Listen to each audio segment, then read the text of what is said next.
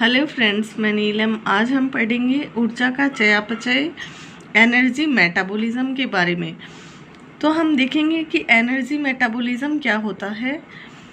तो बेसिकली हम स्टार्ट करते हैं कि मनुष्य है, उसके शरीर में निरंतर चयापचय मेटाबॉलिज्म की क्रियाएं चलती रहती है।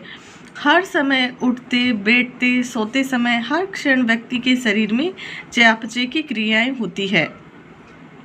चयापचय की क्रियाओं के द्वारा ऊर्जा का निर्माण होता है, जो शरीर की विभिन्न क्रियाओं के लिए जरूरी होती है।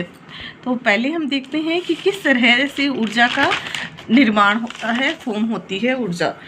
तो फर्स्ट हम देखेंगे कि चयापचय क्या है। चयापचय के अंदर दो मुख्य क्रियाएं होती है, जिसको हम कह सकते हैं, एक को कैटाबोलिज्म, हिंदी में हम कहेंगे अपचय, और सेकंड है एनाबोलिज्म, जिसको हम उपचय कह सकते हैं। तो कैटाबोलिज्म के अंदर ये होता है कि मनुष्य के द्वारा, मानव के द्वारा जो भी भोजन अंतर्ग्रहण किया जाता है वो एक जटिल फॉर्म में होता है। तो जब अपचय की क्रिया होती है कैटाबोलिज्म, इसमें वो जटिल भोजन अपने सबसे सरल रूप में टूटता है। जैसे हमने कार्बोज को जटिल रूप में लिया तो कार्बोज अपने सबसे सरल रूप ग्लूकोज में टूट जाएगा। तो इस क्रिया को हम कैटाबोलिज्म कहेंगे। इसी तरह से दूसरी क्रिया होती है एनाबोलिज्म की, जो शरीर में निर्माणात्मक कार्य करती है, जैसे निर्माण का कार्य करती है, जैसे हड्डियों का निर्माण, ब्लड का बनना, शरीर के अंदर वृद्धि होना, विकास होना शरीर का, दांतों का विकास, ये सब क्रियाएं हैं वो एनाबोलिज्म के अंदर आती है। और इन दोनों क्रियाओं को सम्मिलित रूप से इन दोनों क्रियाओं को मिलकर जो क्रिया होती है उसको हम चयापचय या मेटाबॉलिज्म कहते हैं। तो चयापचय मेटाबॉलिज्म के अंदर दो क्रियाएं होती है, एक तो कैटाबोलिज्म और दूसरी एनाबोलिज्म। इन दोनों के संयुक्त रूप को हम क्या कह सकते हैं, मेटाबॉलिज्म कहेंगे। तो हम ये कह सकते हैं कि मेटाबॉलिज्म शरीर के कोषों के भीतर होने वाले रासायनिक परिवर्तन है जो निरंतर चलते रहते हैं। और इन क्रियाओं को संपन्न करने के लिए, मेटाबॉलिज्म की क्रियाओं को संपन्न करने के लिए बहुत सारे एंजाइम हैं जो सहायता करते हैं या उनका उपयोग होता है चयापचय की क्रिया में। और चयापचय की क्रिया के द्वारा शरीर की रचना का वृद्धि और विकास होता है और कुछ से ऊर्जा प्राप्त होती है। इन दोनों कार्यों को करने में चयापचय की आवश्यकता होती है। तो शरीर में जो ऊर्जा प्राप्त होती है कैटाबोलिज्म की क्रिया के द्वारा, जो ऊर्जा उत्पन्न होती है, बनती है, वो किस काम में आती है, शरीर में होने वाली विभिन्न क्रियाओं के लिए जिस ऊर्जा की ज़रूरत होती है वो उस ऊर्जा के रूप में काम करती है। जैसे हमने भोजन लिया, मानव के द्वारा जो भोजन लिया जाता है कार्बोज, वसा या प्रोटीन के फॉर्म में, उस भोजन का ऑक्सीकरण होता है। ऑक्सीकरण से जल, कार्बन डाइऑक्साइड, ये ऊर्जा बनती है। और इस ऊर्जा को उपयोग मनुष्य अपनी विभिन्न प्रकार की शारीरिक, जैसे ऐच्छिक क्रियाएं और अनैच्छिक क्रियाओं को करने में करता है। ऐच्छिक क्रियाएं हम वो कह सकते हैं उन्हें, जैसे दौड़ना, भागना, पढ़ना, लिखना, जिनका नियंत्रण ऐच्छिक मांसपेशियों के द्वारा होता है। और अनैच्छिक क्रियाएं वो, जैसे भोजन का पाचन, हृदय का धड़कना, ये ऐसी क्रियाएं हैं जिन पे मनुष्य का कोई नियंत्रण नहीं होता है। इनको अनैच्छिक मांसपेशियों के द्वारा नियंत्रित किया जाता है। इस तरह से होने वाली सभी क्रियाओं के लिए ऊर्जा की ज़रूरत होती है, जो इन क्रियाओं को करने के लिए शक्ति देती है।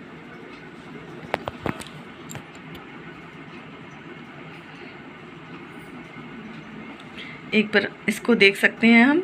तो अपचय और उपचय, कैटाबोलिज्म और एनाबोलिज्म, इन दोनों की क्रिया को हम मेटाबोलिज्म कहेंगे।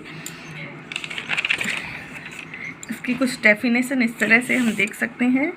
चयापचय शरीर में भोज्य पदार्थों के टूटने तथा नए पदार्थों के निर्माण की प्रक्रिया को सम्मिलित रूप से हम चयापचय कहेंगे। चयापचय के दौरान ये दो क्रियाएं होती हैं मुख्यतः, वो है कैटाबोलिज्म और एनाबोलिज्म, जो हमने अभी पीछे देखा था। और ऐच्छिक क्रियाएं और अनैच्छिक क्रियाएं, इनके बारे में भी मैंने यहाँ कुछ इस तरह से नोट्स बनाए हैं, जो आप हेल्प के लिए एक बार देख सकते हैं।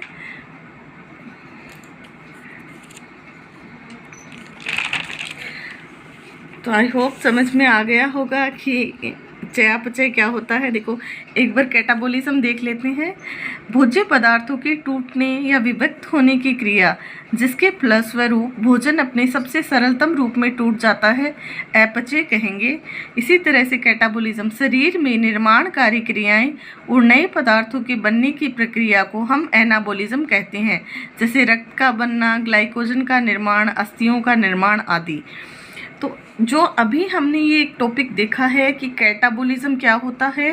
कैटाबोलिज्म हमारे शरीर के कोषों के भीतर होने वाले रासायनिक परिवर्तन है जो निरंतर चलते रहते हैं, और इनके अंदर दो क्रियाएं होती है, कैटाबोलिज्म और एनाबोलिज्म, जिसको संयुक्त रूप से हम मेटाबोलिज्म कहते हैं।